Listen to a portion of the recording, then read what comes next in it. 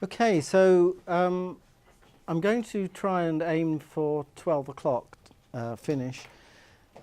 So I'm going to go through a second example of a methodology from the second wave, which is really about how you think about systems from the point of view of different stakeholders. And there are so many different approaches I could have talked to you about, and I can only really give you one more. So I'm going to give you soft systems methodology, which is probably the most widely used of all the approaches from the second wave, which was originally developed by Peter Checkland. And I'll take you through the model.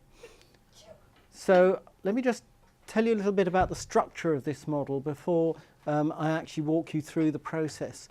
It basically goes from a problem situation, and a problem situation means not just a problem, because you can define a problem very narrowly, but this whole situation in which the problem lives, because that gives you a bit of chance to rethink what the problem actually is, how you express it, how you start thinking about it using systems, and how you start reconciling and designing action.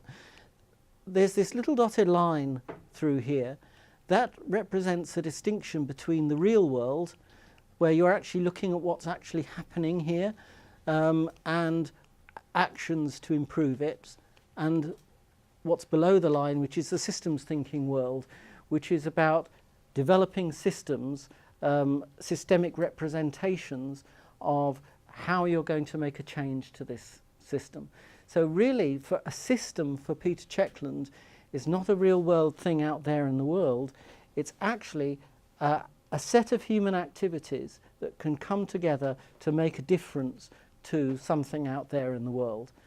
That's a really fundamental shift in what a system is, because it's now about the thinking and action of human beings in relation to the world, rather than being the thing in the world that you're trying to intervene in.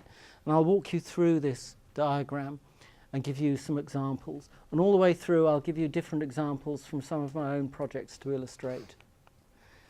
So you're starting with the problem situation unstructured. Follow the little red arrows, it moves around. So you're talking about being able to think very broadly about what the issue is that you're trying to get to grips with. And then you get people to express it. Now, you can do this in one of two ways. You can either work very participatively with people, bringing them together in workshops, which I certainly do when I can when I'm using soft systems methodology. Alternatively, if there are issues like power relationships or people's schedules don't make it possible to bring them together, you can be an intermediary researcher where you go out and interview people and you're giving continuous feedback. I have to say that's a very resource-intensive way of doing it. It's better from my point of view if you can get people together. When you're trying to express the problem situation, Checkland talks about doing rich pictures. And a rich picture, you get a large sheet of paper that might cover that whole wall, and people actually start drawing upon the wall. Here's an example of one from a project that we did on a feasibility study for building a new dam. So we didn't start with this is what I mean by problem situation as opposed to problem. If you define this as a problem, it's water shortages and the answer might be a dam.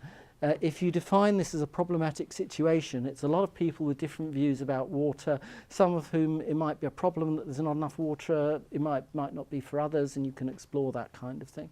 So here you've got all sorts of things on here. You've got kayakers, you've got anglers fishing in the water, you've got forestry industry nearby. The key thing is that this probably looks like a mess to you. That's okay.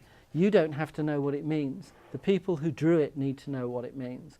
And when I'm doing this in practice with people, I've got a way of doing it to support people in actually getting to understand each other's perspectives through this. So I say to people, only one person writes at a time, and you have to explain what you've put on the board to other people. Then the next person can link something to that, and it grows and it grows and it grows. So this is how they typically turn out to look something like that. If you do need to present it to outsiders, so it needs to look neater, you can do something like this. You can make nice pictures of it.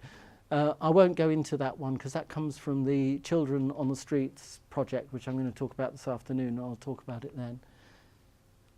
Then the next step is to develop what he calls root definitions of relevant systems. Now, first of all, a relevant system is a transformation. It's saying, this is the situation we're in, and this is what we want to move to. So let's say we're dealing with the problem of drought. So the transformation might be current situation: water is over allocated by 60%, and agriculture is suffering. To new situation we want to be in, there's enough water for agriculture and kayakers and everybody else. So that might be a transformation, and that's called a relevant system, that you're developing a system of activity to meet that transformation. The idea of a root definition is that it's a coherent statement about what that transformation is about, who needs to do it, and how it's going to happen. And one of the ways you can develop that statement is to go through these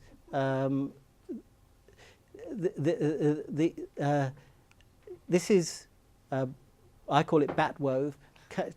Checkland's original idea for it was CATWO because he had customers. To me, that's problematic from a it's good for a business context, but good customers is problematic from a policy context.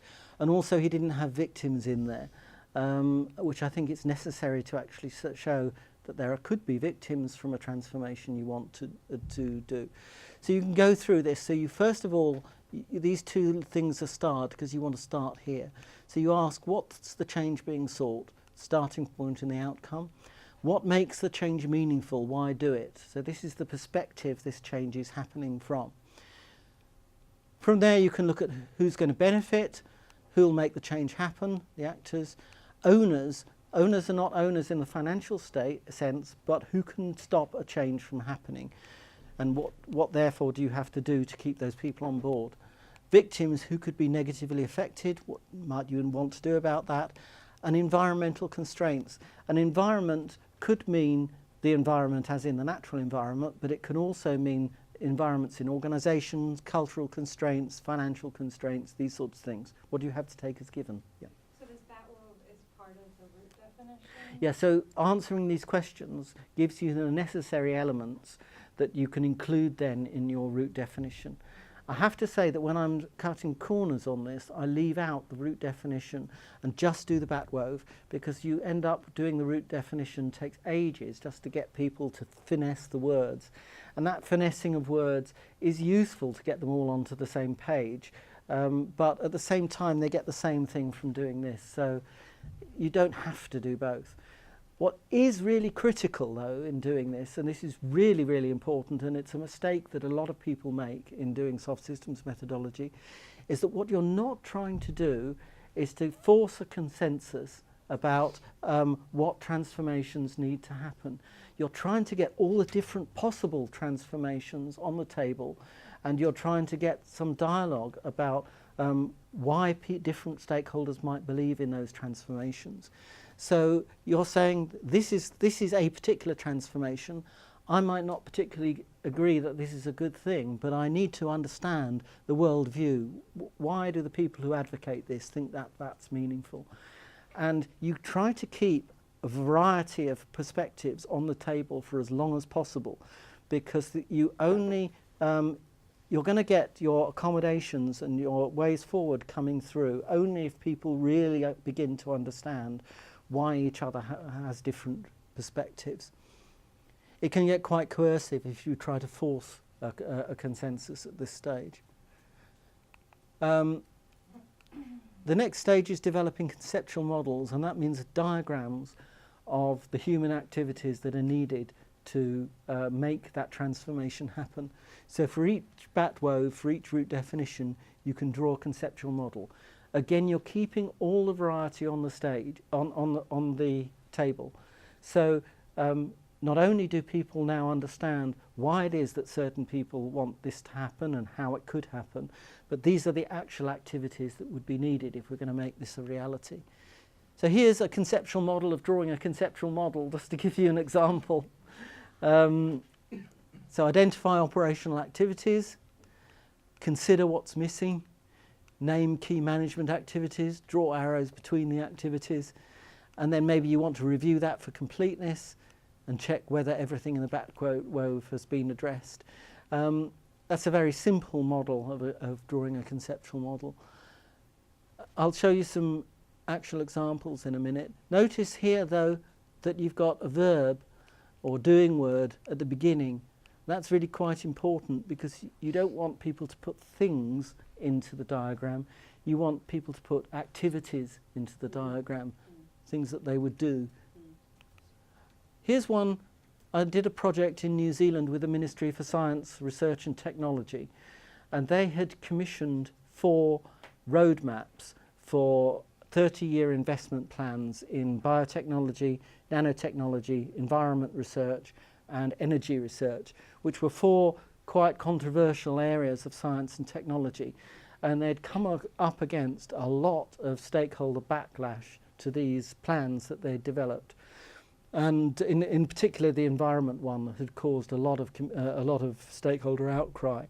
So we did a conceptual model of how they're doing how they did things, and this is basically how they did things. I won't go into detail, but the critical bit you need to see is they set up the individual roadmaps, they formed steering groups, they developed tools and templates, collected evidence. So they did all that on their own. And then they communicated their early thinking, it was stinking, thinking with a range of stakeholders. So what they did is they basically set the frame themselves, and then they started communicating, and surprise, surprise, the backlash happened. And so the whole project was about how they rethink this conceptual model. And the key to it, of course, was to move this work with stakeholders up before the framing. So they were actually consulting stakeholders on framing. And then they did a 5th roadmap, which was on food research, and they did it this new way, and it was far more harmonious. I followed them around in a few stakeholder engagements that they did, and it was much more positive kind of reaction. Here's another one.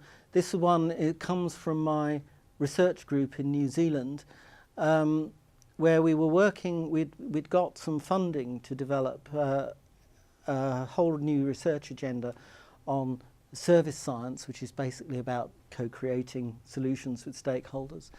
And we worked out that there had to be a core feedback loop at the core of the thing to make the thing sustainable. Whoops. So you need to obtain research funding. The research funding you utilise to get breakthroughs.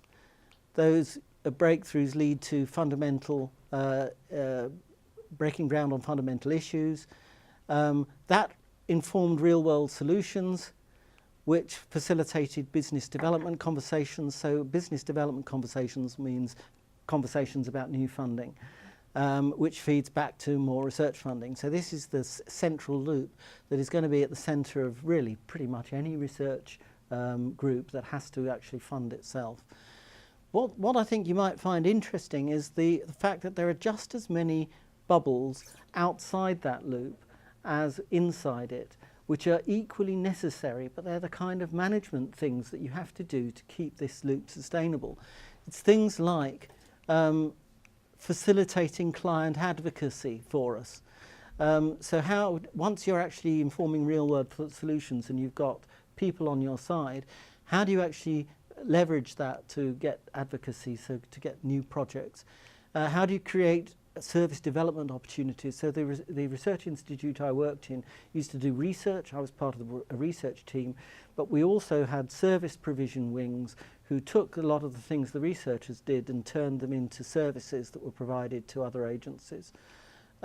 Increasing support from ESR. So ESR was my employer. How do we actually make sure we have the management on board so that we're not having ourselves cut off at the knees at some point in the future? How do we define our own identity as a research group that is core to the mission of the organisation? So these are the sorts of necessary management things that you have to do to keep yourself viable while you're actually pursuing this kind of process. And typically, conceptual models show you a wider range of activities than people would initially think they would have to do. They normally think of activity as something very simple. Oh, if we want to get this transformation, we do that. But actually, there's a number of different things you have to do. And this particular model breaks the rule I'm about to tell you, but Checkland has a rule of using 7 plus or minus 2 elements in a model. And he said it's that many because you can keep that many in your short-term memory at any one time, which means you can carry that around in your head and be able to talk about it pretty easily.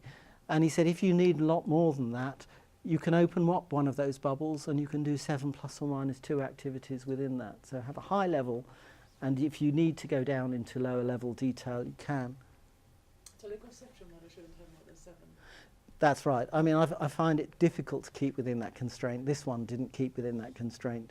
But this one worked for us. It really made it clear for us what we had to do in order to. We had enough project funding to do this research for 18 months or so, and then the program had to be viable at the end of that. Like, all of these are quite big, substantial, research funding, breakground and fundamental issues. Like, how important is leadership in this? Like, how? Yeah, and that's in another context. If I go back to thinking about, do you remember the viable system model I presented you earlier? And we actually organised our own research group using that. Okay. And that's where you begin to see the leadership functions, because we defined that there were going to be 3 groups within our overall group. There was going to be one focused on sustainability, one focused on community health, and one focused on science and technology. That mapped onto ministries that had those responsibilities in government, and we all took different leadership responsibilities in relation to that group. So there was a leader for each of those groups, and the leaders had responsibility for working with ministries. So I had 2 ministries to work with, and so that's was my role within the couple of groups that I was a member of. So those leadership roles were mapped out as part of an earlier exercise. So we can transfer this into this. So we knew already by that time who was going to be leading this program and who was going to take responsibility for what. That is the kind of next stage with SSM. You begin to then allocate responsibilities. And we'd kind of already got that worked out because of the previous work we'd done. But if you hadn't got that worked out, you could do that after this. Arrows, some of them are going, they're going back into one another. They're double-sided arrows. Yes. Is there any kind of limit as to how many of these double-sided contra the straight arrows, or is that really dependent on the situation? I think it's dependent on your situation, but the guideline I would give is, if you really struggle, you could probably connect everything to everything, and that's not very helpful.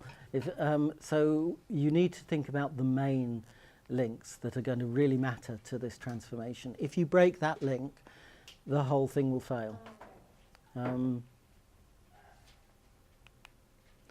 So then the next step is to take those conceptual models. Remember, you've still got the variety on the table, you've still got everybody's perspectives here, and you haven't narrowed down yet. And you're comparing the outputs of 4, that's those action plans, with that rich picture. So you go back to that picture and say, now, if we were to implement this action plan in this situation, what would be the outcomes? What sorts of things would happen? And you begin to then throw up the problems with that. People will say, well, that looks fine on paper, but this stakeholder group here is really going to object to that, and they're going to cause us nightmares. And then you begin to realize you have to go back then to the BATWOVE we did earlier, and that you've got an owner there that you hadn't identified before, and the whole thing becomes iterative. This is not a series of neat steps. This is, you go backwards and forwards until you have a kind of harmonious understanding across these areas. And the idea is then you move from that comparison where you begin to see some of the benefits and weaknesses of those approaches to then say, well, what feasible and desirable changes do we want? And this is where Checkland makes a very clear distinction between three words, between consensus, compromise and accommodations. So he says you need to be looking for accommodations.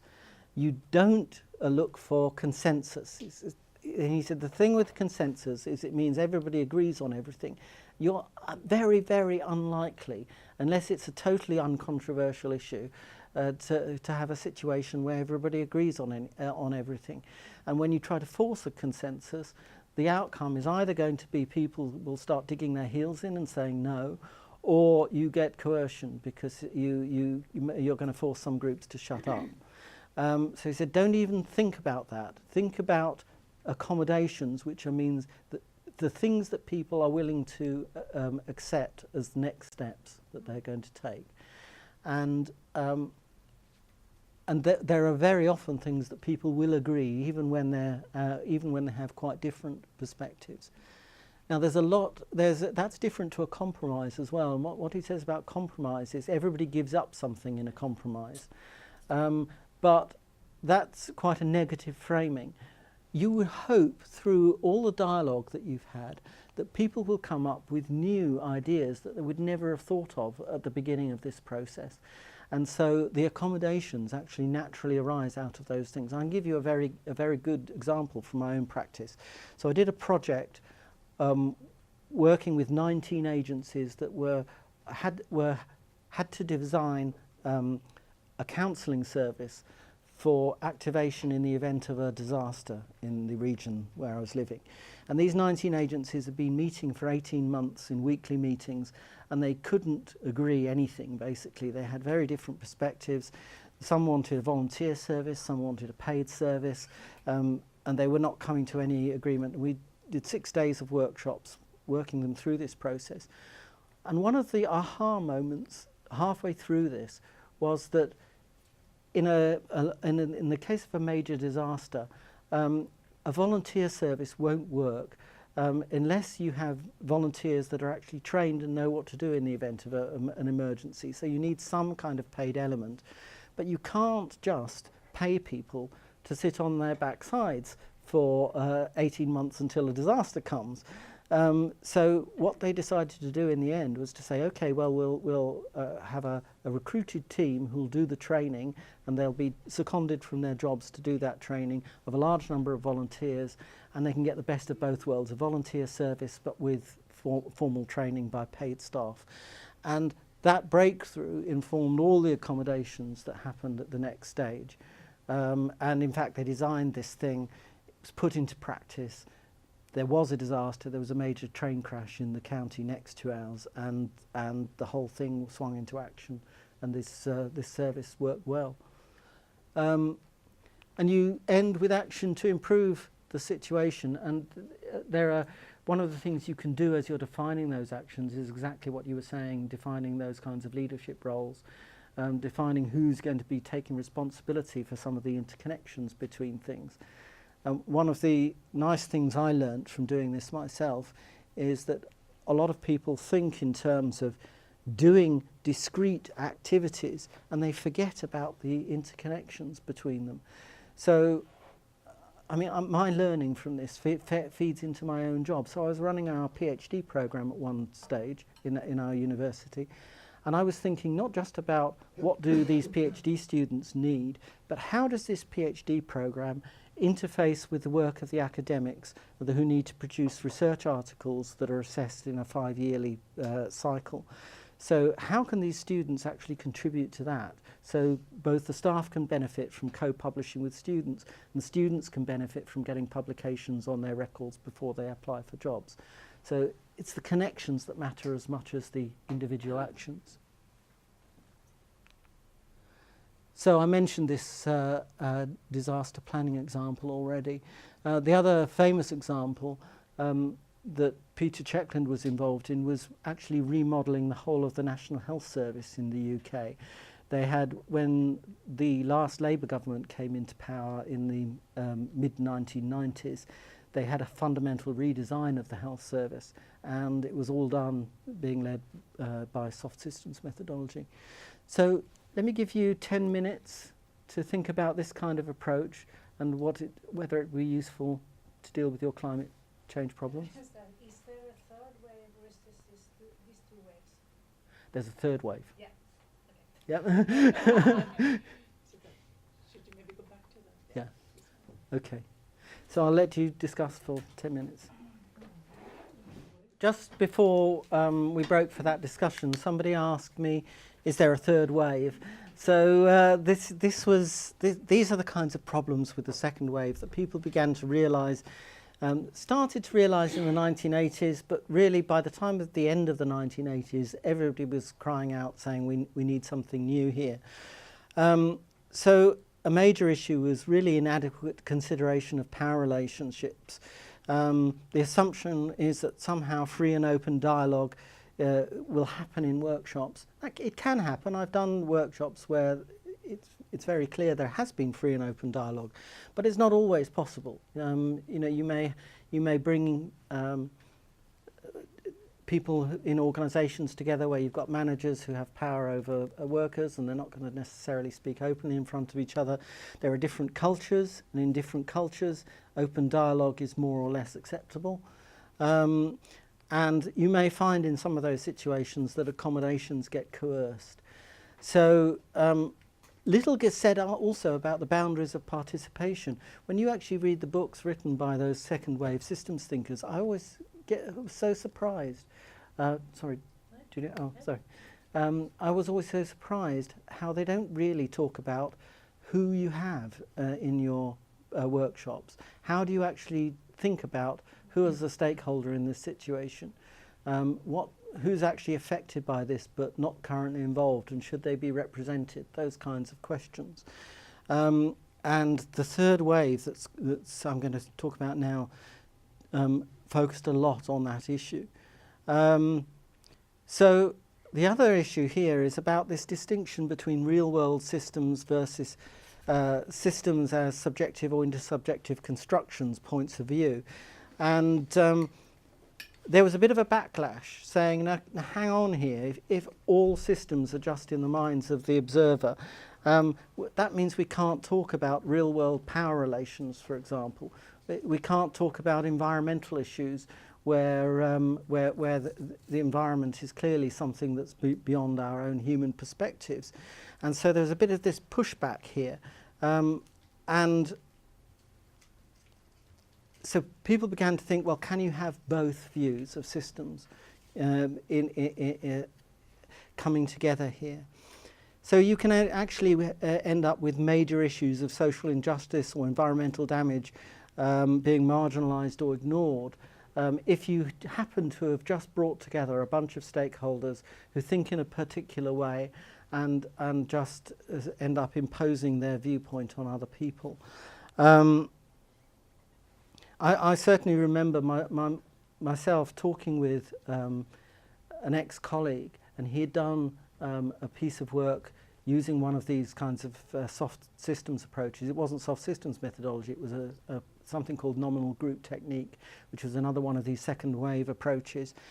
And he had got the management team of this organisation involved, and they had basically defined making a profit at all costs as being the only goal that they were pursuing. And you could see the knock-on consequences for this, for their workforce and for the decisions they were making in relation to environmental policy and all sorts of things. And it just hadn't occurred to him that he ought to be widening the boundaries of participation. So these are the kinds of issues. And the other major thing that happened is that this second wave started a paradigm war in the systems community with the first wave thinkers, and it fragmented this research community into two competing camps. So. Yeah, I was just wondering before you got the next, but is there a way to fill this gap of this Yes, and I want to talk about that. I'll come on to talk about that. It'll be easier to answer that in the afternoon because I'm going to give you a detailed case study, and although it's a social case study, you'll be able to see, I think, how you can integrate different perspectives. Which are even beyond human Yeah. observations. So, well, obviously there has to be human beings seeing them in order to include them, but there are ways of exploring boundaries, for example, so that you think about how different stakeholders see boundaries. You can think about the connections across boundaries and whether some of those things need to be included.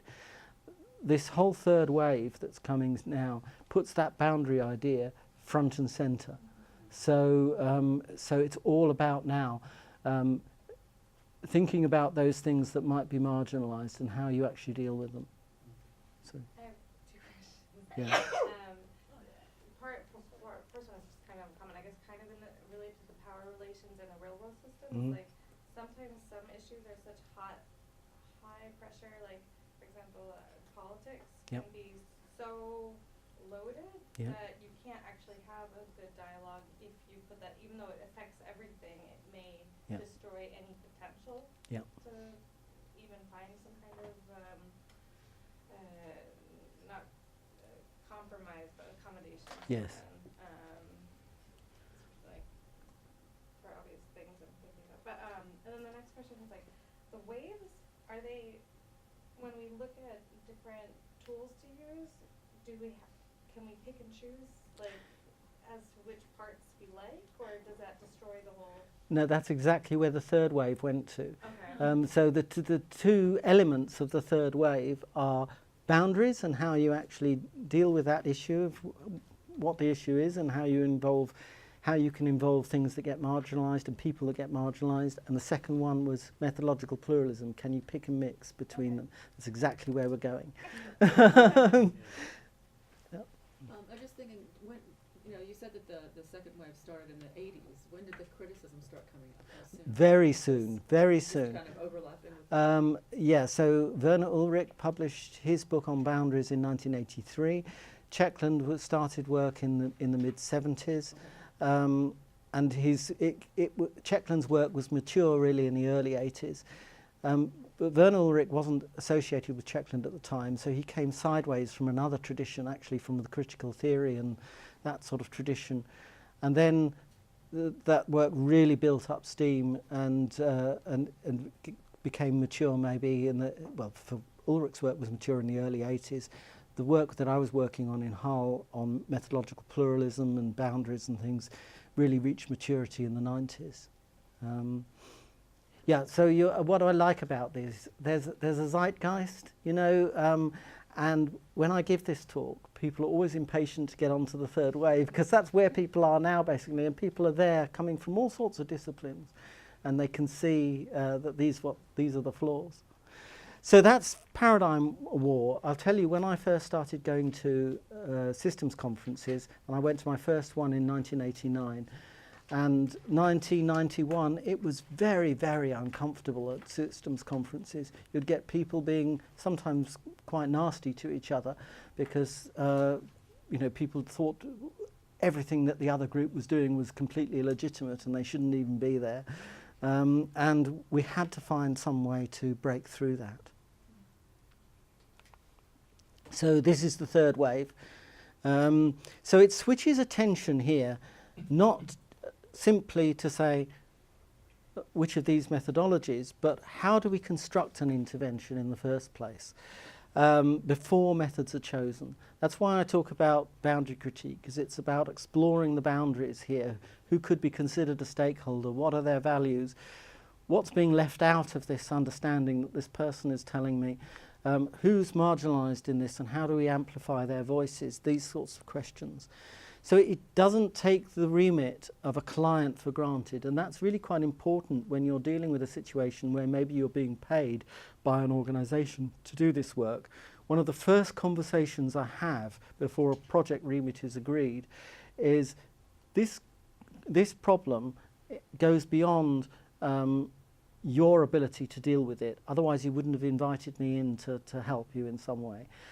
given that it's going to be a multi-stakeholder issue, I can't treat you as a client in the sense that my job is to fulfill your agenda. The agenda has to emerge out of the dialogue between the stakeholders.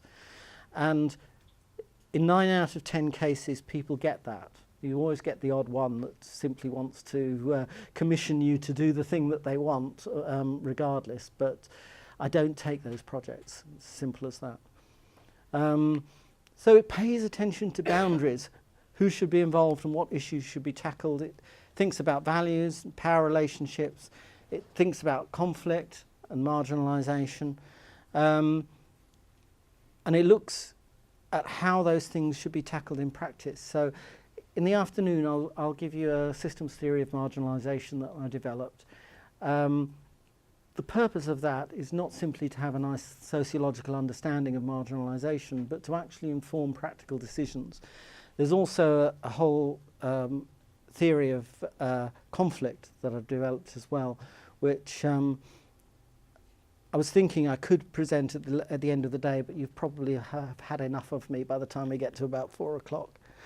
So it values methodological pluralism. So what we talk about now is mixing methods from across those first and second waves.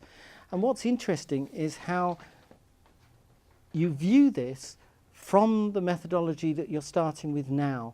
You don't necessarily go back to the first wave. If you're using system dynamics, for example, it doesn't mean you think about it like a system dynamicist would have originally thought about it as a real-world system that you're modelling, and you're doing that in an expert consultancy mode. Because we've had all this learning over the years about participation and about power relationships, we might do a system dynamics project now by really thinking about what stakeholders need to be engaged in actually building that model of how you actually amplify the voices of marginalised stakeholders, how you actually focus on issues that are being left out here. And the transformation of paradigm actually changes the way you use those different methods. And one of the key things that I like to talk about at conferences in relation to this is that as a researcher yourself, you end up building your experience, and it changes your methodology as you go. So building a methodology is a lifetime project.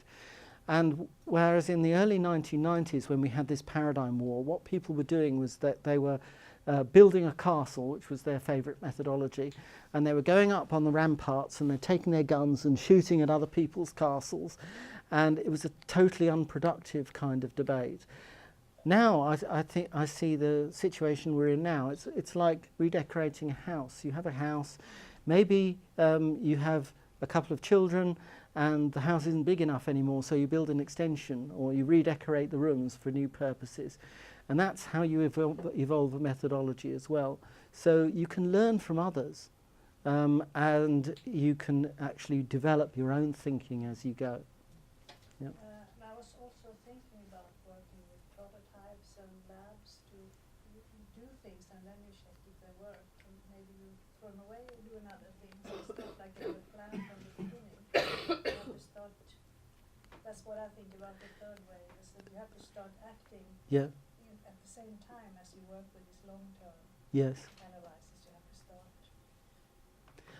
I think that's true, but I think that's one of the insights that's always been there in systems, actually, that because it's done in action research mode, you may have a long-term perspective, but the action you take in the short term could change things. So you don't always have a very funders like a nice, neat specification of how a project is going to go, and very often that's difficult. So I tend to construct a funding bid at a very high level and say there's going to be an exploratory phase and there's going to be an action type phase. But actually, when you do it, it can evolve, and it should evolve. If it doesn't evolve, there probably isn't much learning there, and it's probably not a great project. Maybe it's another theory, because I'm thinking about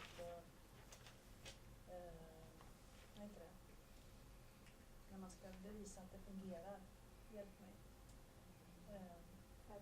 Evidence-based Yes. theories that been a lot in the 19th and 20th century, that you cannot do anything if you don't have an evidence that it works, and I think that's starting to not so strong anymore. Now you can start doing things that obviously work, Yes. but you don't know why. But then there's just not only systemic theory, there's other theories mixed into this.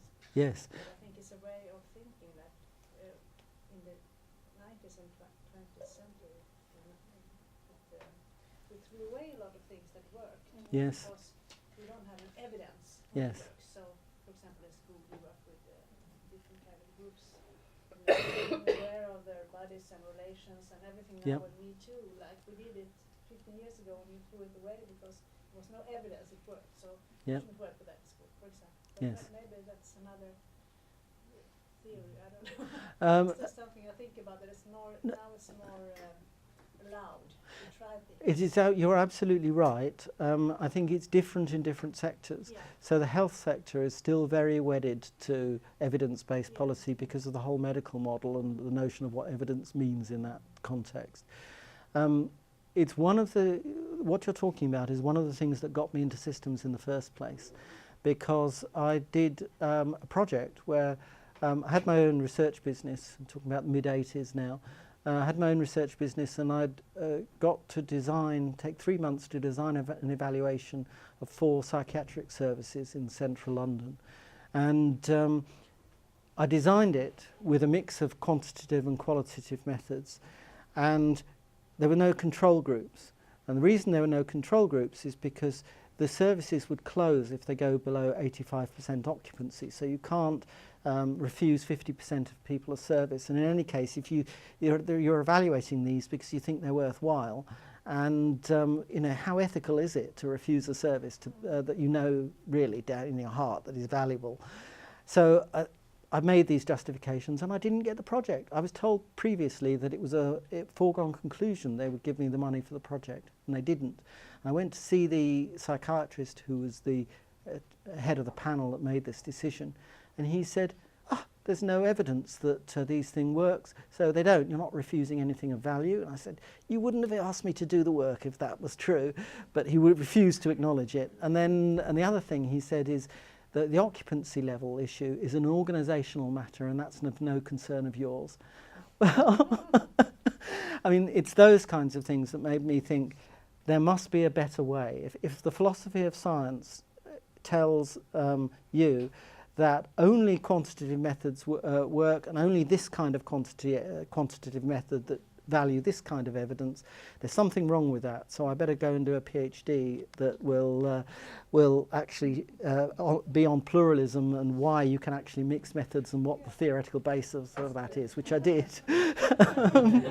So Send it to the psychiatrist. I can't even remember his name. It's actually Lost. the same in social science where I come from. It's the same. Yeah. It's evidence-based. It's swept away a lot of things Yeah. from school, so Yeah. it has spread. Yes. So we hang on, where are we? Okay. So now we're thinking about systems in multiple ways. Instead of just thinking, well, they're real world, or they're subjective, we can say they can be objective, they can be subjective, they can be socially constructed, and this is all a matter of judgment in context. Not that there's an absolutely right answer, but we can be talking about an ecological system as if it's a real world entity, and then somebody can question, hang on, you're using this boundary, but I would be using that boundary. It means what you're really talking about is just a perspective on the system. I say, oh yeah, that's true. So okay, we can reformulate it. And you can move between thinking about systems in different ways through that kind of logic. Are there any dangers with this? Multiple perspective of finding the truth, or not ultimate intervention, but the right interventions, or by just prolonging and seeing only sides and facades of the problems, or One of the things that Werner Ulrich talked about, and I'll talk about it in a minute, is that boundary exploration can't be infinite. That you can continue to have debate forever and ever in principle. In practice, you have to make decisions. So the key issue is when you close off debate and how you close off debate. So one of the things Werner Ulrich talks about is what kind of process you can use to make those kinds of decisions, and what the obligations are of decision makers when they close down debate. So one of their obligations should be to be transparent about the pragmatic limits of why this discussion can't go on any further. But I still think that where we are now in this third wave is better than the second wave, because the second wave really did at one point, at its most subjective, talked about all perspectives being of equal value. This is, it's not possible, because people actually have to make decisions, and power relationships will get in the way there. So although we would like to value different perspectives, at the end of the day we recognise that these power relationships are there, and we construct things to enable different people to have their say, but to come to some kind of conclusion at the end of the day. But systems always remain open, right? There is no closure? That depends what you mean by openness and closure, and that's another important point. So when you're thinking about boundaries of a real-world system, boundaries are always open, because matter and energy cross boundaries. So if you're talking about an ecosystem, for example, things go in and out of that ecosystem. When you're talking about conceptual boundaries, which we are now, once you move on to something like critical systems heuristics, which I'm going to talk about in a moment, boundaries mean a marker of what's included or excluded. So it's not the same thing as the open-closed idea. Doesn't mean the same thing anymore. Boundaries can shift, but they're not open or closed. So yes, it's like a frame. It's similar to the idea of framing, except I think, to be honest, in my own personal perspective, is that systems people have worked out framing in a more theoretically specific way that makes sense and helps with actual decision making. And I'll talk you through critical systems heuristics. So it's based on this notion. This is the notion of This is the notion of boundary. So this represents a boundary. The boundary is about the inclusion of stakeholders and the inclusion of the issues that concern them. Obviously, a boundary judgment about who matters and what matters also can define what's excluded as well as what's included. And values will help draw those boundaries. So different stakeholders may bring different value judgments to bear, and therefore have different boundaries about who they want to listen to and what issues matter in this situation. There's this tight two-way relationship between values and boundaries, because values can help reset boundaries. If you have a discussion about what values matter in this situation, you might end up with a different boundary of who you ought to be talking about and what are the issues that matter. But at the same time, that kind of liberating discussion of values takes place in a context where we've got institutions that often set boundaries for us. And you might, you all have worked in organisations previously, and you must be aware in your organisations that there are always some undiscussables. There are things that if you bring those things up, you're going to be marginalised in that organisation. That happens because institutions institutionalise some boundary judgments and make it actually difficult to express some kinds of values. So this tight relationship between things. I mean, I tend to go in and talk about values primarily because people often think about boundaries as constraints, and that can be disempowering. So I usually start by talking about values and get on to talking about boundaries. An important thing to realise about any boundary judgment that people make is that it always enables and constrains simultaneously. Because the idea is that ideally we would like to have a completely comprehensive view, but that's impossible. We start with the supposition that everything in the world is either directly or indirectly connected with everything else, but we can't have a God's eye view of that interconnectedness. So we inevitably set boundaries. And the best we can do in terms of any kind of even pretense at comprehensiveness is to explore different possible boundaries as opposed to just taking a boundary for granted. That's basically the best we can do. Yeah. Do you think the notion of recursion is helpful to set maybe a tighter boundary than some stakeholders might find intuitive, like that it will, whatever you're bringing up, it's going to iterate and it's going to come back and Yes, yeah. it certainly is useful. It depends on the project how that sort of thing unfolds. So I will generally start with a wide-ish understanding of what the situation is, and you may end up narrowing down recursively to smaller bits of the problem that you can deal with in certain ways. That's certainly possible. This notion, though, of enabling and constraining simultaneously is really important, because if you see a problem where you are aware that people are making narrow boundary judgments and they're having adverse consequences on people, and you mentioned education earlier, the one that I bang on about all the time is the exam culture in schools and universities, that to me really disrupts proper creative student-centred learning and makes that impossible. Well, why has that continued for 100 years or so, and why is it so resistant to change? Because actually those boundaries enable something that those teachers are trained to do, and they would find it very, very difficult if the system changed.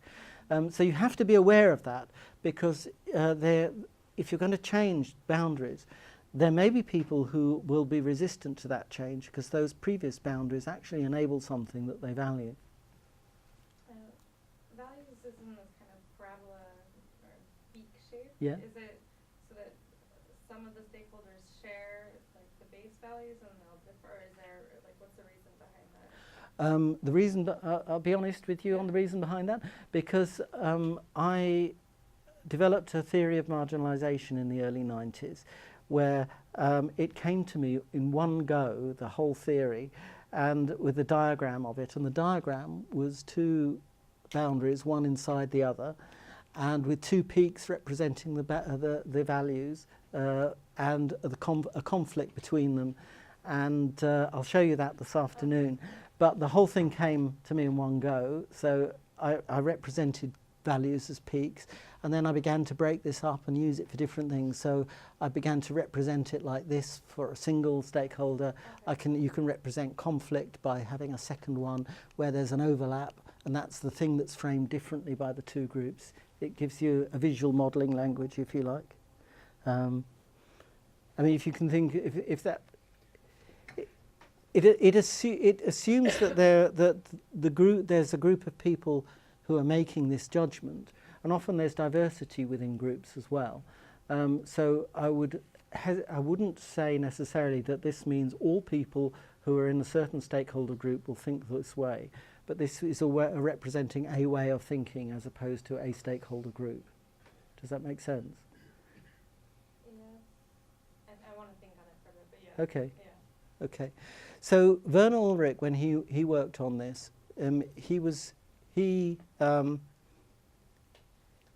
wanted to develop an approach that helped people inquire into boundary setting, and he started with a problem which is quite a philosophical problem, and I'm sure you haven't come into this room to discuss this kind of philosophy, but I think it's important to share his thinking on this because it's quite fundamental to the approach he ended up with.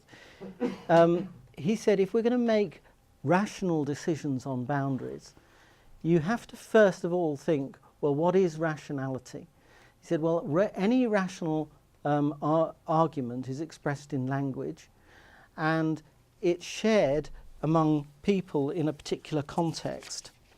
And that means that the ideal of a rational position is one that is agreed through fair dialogue between all those involved in this context and affected by it. So that's a high ideal of rationality that he's aspiring to, and he will accept that that's very often impossible to achieve in practice, but you can still aim for it, and you can get as close to it as you possibly can. And he said, what I was answering to you as well, that decision makers have an obligation to explain why they're going to stop debate. If they need to pragmatically stop debate, they have to explain that to other stakeholders in the context.